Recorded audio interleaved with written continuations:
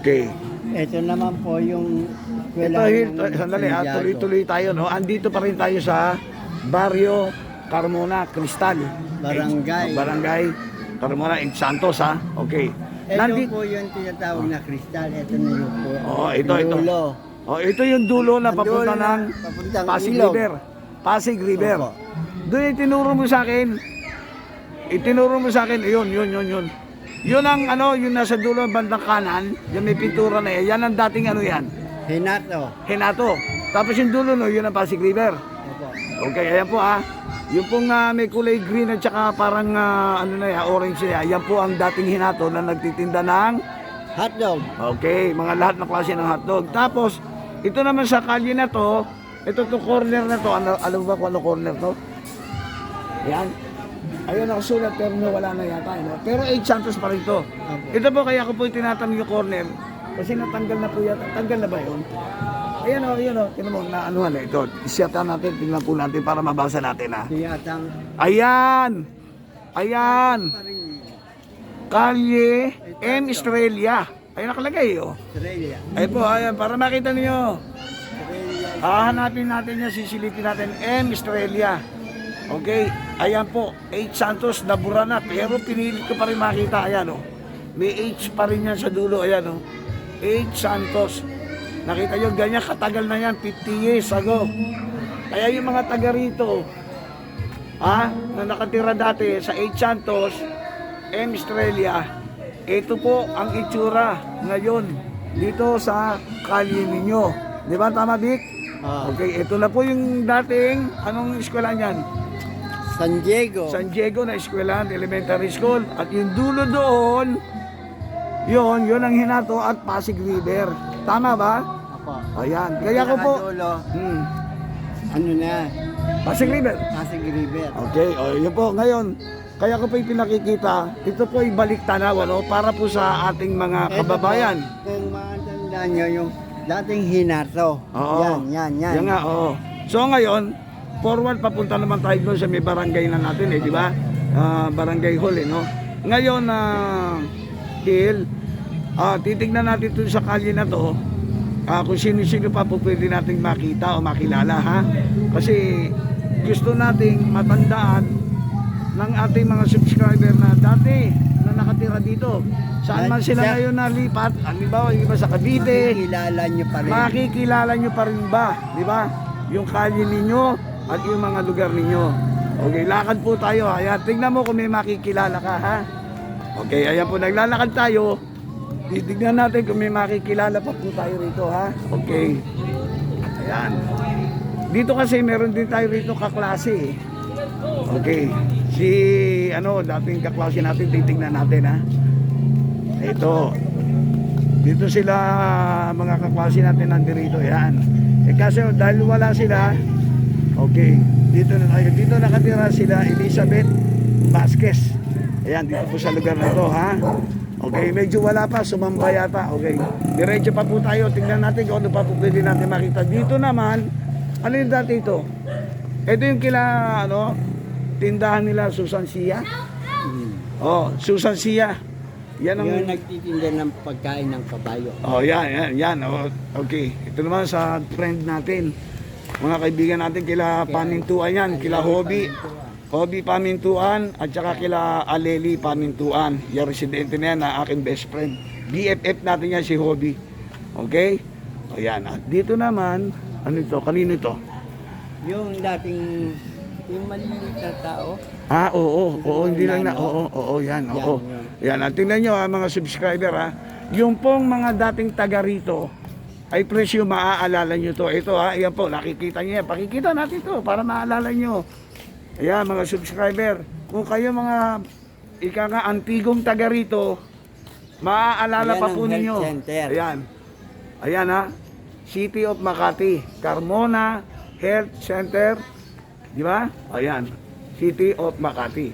Ayan mga subscriber, yung mga taga rito talaga nalikas sa taga rito sa atin. Kaya maaalala pa po ninyo yan. Alam niyo pa po ba yan na nandito yan? Ayan, sige, tingnan pa po natin Okay. Ito, pakita mo anak ko. Ayan panoorin po ninyo. Sige yan. Panoorin nyo ha. O magbigay ka pa sa iba anak. O yan, para mapanood nila ha. Okay. O yan po ha. Ito po. Ito po naman sa ating mga BFF yan. Santos family to, di ba? Ito, Ano? kila Dating trainer. Mansanting Ansanting, Hernandez. kila Aling Nati. Oo. Si Mansanting, yan yung isa sa magaling na trainer nung araw. O sigurado ho, kilala nyo si Mansanting Hernandez. Marami yung binibigyan ng tip yan. O, para sa kapakanan ng ating mga karirista. Okay? Mr. Santos Hernandez. O yan. Si Mansanting po yan. Dito po nakatira yan. Ha? Dito yan. Okay? Ayan. Medyo binabalik tanawan po natin ang kanya residente. Kasi kapitbahay din po ng inyong lingkod yan, okay? Ayan, dire-diretso na po tayo, ayan. Papunta po tayo doon sa i-interviewin po natin na isa namang magaling na hinete rin nung araw. At titignan po natin kung makakausap po natin o kung ma-interview natin at matanong po naman natin ang mga konting katanungan lang sa kasaysayan ng karera kung siya ay sumasakay pa, okay? Yan, tuloy-tuloy po tayo, maya-maya magpo-post po tayo kung sakaling nandyan ha at magtatanong tayo ha, okay? Sige, tingnan natin ha, okay? Tanong po tayo. Tingnan natin kung nandiyan na si Jackie Leopoldo ha, okay? Okay, post po muna tayo. Okay, subscriber, medyo hapon na, medyo gabi na dahil mailaw, ano po? Nandirito po tayo ngayon sa 8 Santos Street, Barrio Carmona, Cristal. Tama ba? Okay, yan. Ito pong tao na ating makakapanayam ngayong hapon na to ay isa po sa isa sa sabihin nating ace jockey. Okay? Eh, medyo humble lang po itong inetin to kaya lagi nasa bahay lang at medyo hindi naman po ito masyadong naglalabas. Kaya ito po, kinunan po natin. At medyo nag-antay pa po tayo rito. Alam niyo naman to eh. Parang artista to eh.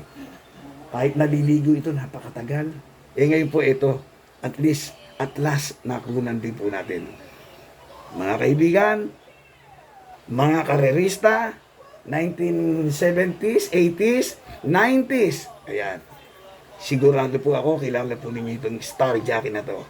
Kapag nabanggit ng kabayong Hot Summer, hindi na po ako ang sasagot sa inyo kung sino to. Okay? Pero ganun pa man, gusto ko ipakilala para po doon sa mga hindi nagkakarera o baguhan pala sa karera na hindi inabot yung kasikatan ni Hot Summer at yung hinete nun. Okay, ito po. Jackie Leopoldo Fernandez Andes. Okay? Ayan. Leopoldo Andes. Pare, how are you? Kumusta ka na? Long time no see. Oo nga, pare Ray. Ang tagal natin hindi nagkita. Kamusta na? 50 At years. magandang gabi sa mga bayang karerista. Sa mga sumasubaybay kay Ray Barcelona sa kanyang vlogging. Callejero. By Ray Darsalo. Callejero po. Ayan. Calero. Ayan. Ako po yung natutuwa at isipin nyo, no? Itong taong ito, pinagbigyan po tayo. Bagamat wala siya sa bahay, ayan. Nung malaman na interview natin siya ito, nagtatatakbo po para mapagbigyan lang tayo. Kaya lubos ang pasasalamat natin dito sa ating kaibigan at ito po siya ngayon. Paul, po kung maaari lang, ano, kasi alam mo, yung mga nakakakilala sa iyo, hindi nila alam kung ano background mo sa karera at kung paano ka nagsimula at kung sino mga unang kabayo ang naipanalo mo. Baka pwede, ipapasa ko na sa iyo, simulan mo sa umpisa hanggang sa kung ano man ang mga naging problema o whatever. Tuloy-tuloy mo na lang, ibibigay ko na sa iyo ang buong oras. Okay? Ito po si Leopoldo. Graduate ako ng academy na ang aking instructor si Atty. Flamenio ng racing manager ng PRCI noong 1975. Kasunod ko pong graduate dyan sila LB Guse, sila MF Daki, siya ng mga sumunod sa akin. Yan ang mga batch mo, ha? O sige. Sumakay ako 1976. Ang unang pinanalo ko si Miracle Clipper na ang may-ari si Judy Dini. Yan ang unang pinanalo ko. Okay. Mga middle ng 1976 ako nag-upisa na nagpapapanalo sa kwadra nila Mayor Bagatsing. Tapos napunta ako kay Araneta, napunta ako kay La Chombian. Yan. Tapos, hanggang sa nagsunod-sunod na panalo ko nung middle ng 1976. Tumuloy-tuloy ito hanggang 1977. Kaya nung matapos ang 1977, naging Rookie Jockey of the Year ako nung 1977. Ayan. Dahil kasi halos lahat ng kwadra nung mga panahon na yon, meron akong sinasakyang kabayo. Katulad dito sa gate 1 ng Santa Ana Luma, simula doon sa unang-unang kwadra, kila Weng Reyes, kila Justice Moreno, kila Chombian. Yan. Tapos doon sa kabila, ganun din. Halos lahat ng kwadra doon, sa Consuelo, lahat meron ako sakay dyan. Kaya, noong 1978 hanggang 1989, nagtuloy-tuloy yung mga panalo ko. Kaya, noong 1984, nakapaglakbay ako, nagpunta ako ng Singapore with my own expenses. Tapos nagtuloy ako sa Kuala Lumpur, nagtuloy ako sa Malaysia, namasyal ako sa Hong Kong, noong mga panahon yun. Pero sa Singapore lang ako nakasakay. Yan. Kaya lang, hindi tayo sinuwerte pero muntik na ako may naipanalo ron na ang pangalan ng kabayo, Perak Hero, noong 1984. Segundo, Porto Pilis, Diado sa lahat. Kaya lang, para na rin nanalo dahil kasi yung tayaan doon, pinele wala naman doon double eh. Tapos, noong 1990, nagpunta ako ng Kuwait. Tapos, noong 1994, nagpunta ako ng Bahrain. Yan. Nakarating din ako ng Abu Dhabi, Dubai, dahil doon sa amo ko doon sa Kuwait kasi may mga kabayo siya ibinenta na ako ang pinag-insayo kaya ako nakapunta roon, kaya ako nakarating doon. Ayan. Hanggang sa dumating na yung puntos na siyempre may mga dumadating na bago sibol na hinete, no? Dumadating din yung season na bumababa yung career mo, no? So, nung panahon na yun, bumabalik ako ulit sa pag-abroad hanggang sa nag-retire na ako noong 2000. Yan. Okay. So, yun, madaling sabi. Yung 2000, hanggang kailan ka naging active sa karera? At hanggang kailan ka nag-retire? Retired ako 2000. 2000 retired Oo, ka. tapos may pinanalo muna akong isa noon. Ano pangalan? Ano pangalan? Gising-gising. Ito, si Gising-Gising ito. Papi, yung sandali lang, pakikita ko lang. Ito po ang ito po ang sota. Yung kanina, yan. Si Hil. Ikaw baka mo yung sota? O, sabi mo, ikaw sota niya ni Hil. Ayan, yan po ang sota ni Hil na tatanda pa niya si Gising-Gising. Binabanggit niya kanina nung wala pa si Paul. Okay, balik po tayo kay Paul. Sige, thank you. Okay, ito po ulit si Paul. Okay, sige. Marami pa tayong katanungan eh. Sige, Paul. Tapusin mo yung ano mo. Sige. Ganun lang. Okay. Ngayon, Paul, ito ang tanong ng kalyehero. Total, marami ka nang nasabi. Pagpunta mo ng abroad, lahat, yung mga naipanalo mo, no? Ang unang tanong, yung bang yung family, clan ka ng mga hinete? Clan ng hinete, yung pinanggalingan mo, mga katulad nila Guse, nila Oo, kasi ang father ko, Jackie. Ayun, oo. Ang chewing ko, Pakisabi mo yung pangalan ng father mo. FM Andes. FM Andes, Jackie FM Andes. Oo. Ayun, ang father mo, Jackie hinete rin. Andes tong araw. Tapos, sige. ang lolo ko, si Jackie Fernandez. Ayun. Ang pinsan ko, si Pancho. Okay, sige, tuloy mo. Jackie Pancho nung araw. Tapos naging hinete rin yung pinsan ko si E.B. Andes Jr. Na ang father niya Jackie rin, si Jackie Malyari. Okay. Tama. Talagang lahi kami ng mga hinete. Ayun. Tama sinabi mo. Okay. Nung maliit ka pa ba, talagang gusto mo na maghinete? Kasi ang father ko maraming kabayo nung araw. Mm-mm. Maliit pa ako, elementary pa lang ako noon. Ang bahay namin, ang likod ng kwadra. So pagka bumababa ako sa bahay, sumasakay ako sa kabayo ng father ko doon sa likod lang ng bahay namin sa trabaho. May Barangay Olympia. Yun. So hindi mawala yung willing ko na maging hinete. Dahil kasi hanggang sa lumaki ko, kabayo nakikita ko eh. Yun. At ano mga naging sige, naging successful ka na, naka-abroad ka, nakapagpanalo ka. Doon naman tayo sa naging problema mo sa paghihinete mo, yung mga hulog. Ano ang hindi mo malilimutang pangyayari na aksidente sa'yo nung siguradong meron eh, di ba? Lahat ng hinete meron eh. Sige, ano yung sa'yo? Hindi mo makalimutan. Meron aksidente. O anong aksidente? Pero wala naman akong major o major na naging diferensya. Mhm. Kung hindi, yun na suspindi lang ako na naban ako sa karera dahil kasi may sinakyan ako llamado. In-orderan ako ng biyahe, honest ako. Pinatalo ko dahil kasi yun ang instruction sa akin ng amo ko eh, biyahe. Ganap palang biyahe ko. Suspindi ako. Ng 1 year. Yun. Muntik na nga akong mabandon. Ganon. Yun ang mga talagang Halos. Pero sandali lang. Mga 5 months na nakasakay na ako eh. Okay. Na-review naman, na-review. Binigyan ka ng pardon. Yung nga palang alam mo ito, kasi nabalita ito no? Yung pangyayari na, kasi ito nabalita ito no, na narinig ko lang. Yung sumakay ka sa kabayo, hindi ko lang alam yung kabayo, kung kabayo ito nila Chombian eh. Yung napatirang ka ba ng na naipanalo mo pa ba yun? Yung Sincha. tuloy-tuloy nagsigawan ng tao dahil baka ka raw mahulog. Ikwento mo nga yun. Napatid yung sincha, hindi ko alam. Ayan, sige, tuloy mo. So nung kumatakbo, nagwiwig. Akala ko kung ano yun, nakita ko yung sincha ko, patid. Ano ginawa mo? Hindi na ako masyadong gumalaw kasi kung gagalaw ka, gagalaw din yung sapin.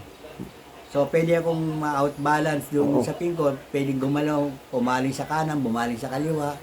So nakaraos ako, nakatawid ako ng meta, pero hindi ako nahulog. Yun lang kumbaga balansin na lang ang ginawa ko sa pananakay ko ng mga panahon yun.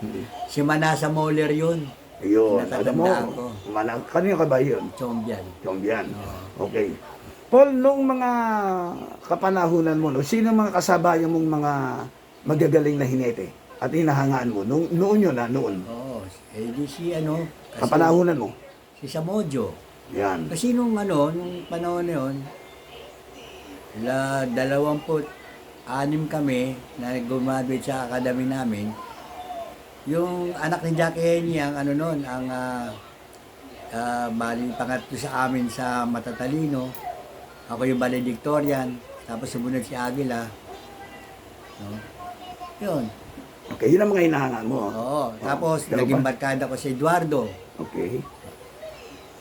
Ngayon naman, 20th century na ngayon, di ba? Marami lang mga apprentice, marami lang mga hineting bago. Sino naman ngayon ang nakasisilip mo na medyo magaling talagang rumenda ng mga hinete? Sa mga bago ngayon. Bago ngayon, At hinahangaan mo? Bali 3. Sige, sabi mo. Galyeta ba yun? Sige. Si Pabili. Okay. At saka si Sino pa? Advincula. Advincula, okay. Ano naman ang kaibahan ng pagdadala ng hinete noon at ang kaibahan ng mga hinete ngayon ng mga bago? Noong panahon Ang kaibahan namin, nila. Panahon namin at saka Yan. yung panahon ngayon, Nila, oo. hindi nagkakalayo, puro parehong-pareho lang. Kaya lang, nagiging modelo sila, lalo na ngayon, kasi magagaling yung mga apprentice ngayon. Kumpara nung mga panahon namin, maraming hindi natatama na i-correct na na pananakay kung papaano eh. Kami nanonood kami ng mga review ng mga karera sa abroad, kaya nadidevelop namin yung mga pananakay namin. Na nakikita ko ngayon sa mga bagong hinete ngayon. Maraming future jackets na mga sumasakay ngayon magiging magaling na hinete. Hindi lang gagaling, kundi wag lang silang yung mawiwili sa mga maluloko, malululong sa mga abut-abutan para ipatalo yung ganyan. Mag-concentrate lang sila. Gaganda yung karera natin. Gaganda rin yung industry ng karera. Gaganda din yung pananakay nila. No? Maraming horse owner na matutuwa na mawiwiling bumili ng kabayo kasi maraming nakikita magagaling na hinete. Okay. Ano ang maipapangaral mo sa mga hinete ngayon na sumasakay? Pwedeng maitulong sa kanila. Sabi ko na pangaral na yun, yung wag lang silang malululong sa mga mga abutan, sa mga ganyan. rekurso, ng Hindi mga mawawala yan eh, di ba, Paul? kasali yan. Oh, kasali yan, Yung araw pa yan. Sa ayaw natin Kahit na- sabihin, Oo. pero talagang totoo yan, di ba? Oo, totoo yan. Totoo yan eh. Nung araw pa yan, naging ano na rin, naging Parang kalakaran na. Na pag hindi ka talaga namuroy, wala tayong magagawa. kahit saan di ba? naman. Kahit saan naman. Kahit saan bansa, kahit anong Huwag tayong bansa, maging merong ganun din. huwag tayong maging ipokrito. Oo. Di ba? Kaya pag nahuli, sorry. Sorry. Pag hindi nahuli, thank you. Ganon. So Paul, ano pa masasabi mo na kung sakaling halimbawa ikaw married na, di ba Paul? Ha? Married na, no? Kasi kaya ako nabanggit, kasi kung sakaling may anak ka na, tatanungin ko nga kung may hili sa paghihinete, ipapayagan mo ba? Pwede Married ka na, di ba? Dalawa pang WFC, ng mga katawan.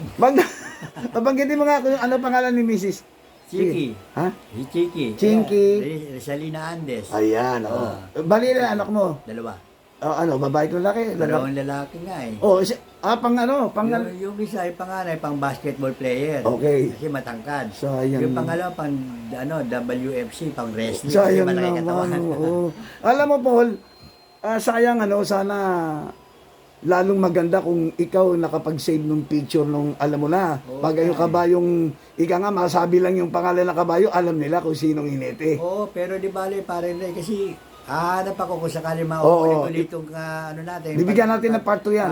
Pag salo-salo natin ito, Oo. isi-save ko yun. Oo. Yung mga picture na yun, para kung sakaling bumalik ka, maipopost mo. Alam mo ba kung sino yung sinasabi ko kabayo? Marami. Sila Manny, Tita Conera, Oo. si New Minstrel, Yung- si Justice Moreno, Oo. si Hot Summer, kay Yan Pabis. ang number 1 na inaantay ko sabihin mo.